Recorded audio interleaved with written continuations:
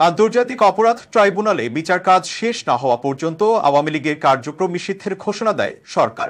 এ নিয়ে এখন আন্তর্জাতিক সম্প্রদায়ের প্রতিক্রিয়া কি হবে সে ব্যাপারে জানিয়েছেন প্রধান উপদেষ্টার প্রেস সচিব শফিকুল আলম। রোববার সকালে ফেসবুক পোস্টে তিনি লেখেন, আওয়ামী লীগের কার্যক্রম নিষিদ্ধ করার জন্য বিশ্ব বিলাপ করবে তা তিনি বিশ্বাস করেন না। জাতীয় নিরাপত্তা ও সার্বভৌমত্ব রক্ষা, জুলাই আন্দোলনের কর্মীদের নিরাপত্তা নিশ্চিত করা এবং আন্তর্জাতিক অপরাধ ট্রাইব্যুনালের বাদী ও সাক্ষীদের সুরক্ষার জন্য এই নিষেধাজ্ঞা প্রয়োজনীয় ছিল বলেও মন্তব্য করেন শফিকুল আলম।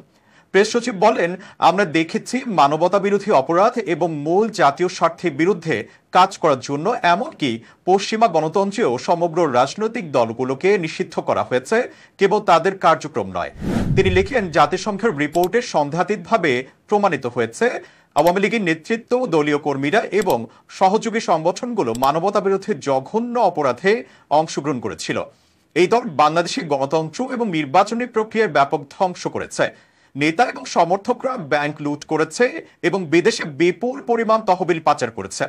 প্রেস সচিব আরো বলেন, আওয়ামী লীগের কার্যকলাপের উপর নিষেধাজ্ঞার বিষয়ে কোনো প্রতিকূল আন্তর্জাতিক প্রতিক্রিয়া আশা করেন না তিনি।